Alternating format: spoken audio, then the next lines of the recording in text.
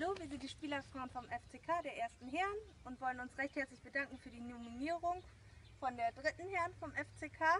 Wir sind ausgeflippt vor Freude und wollen jetzt erstmal zeigen, wie die Spielerfrauen wirklich leben. Ihr dürft.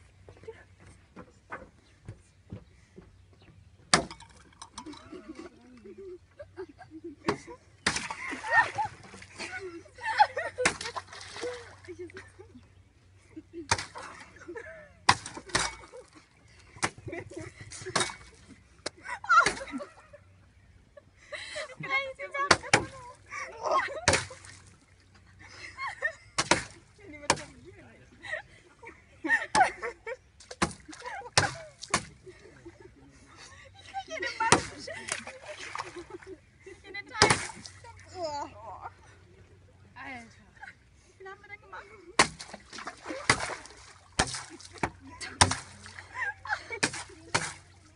Die eigentlich auch oder nicht?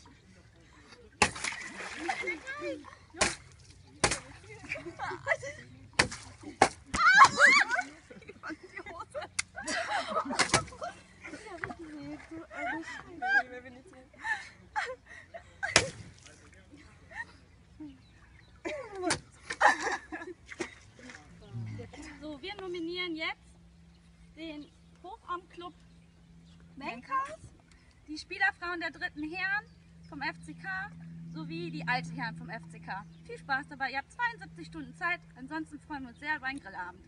Danke!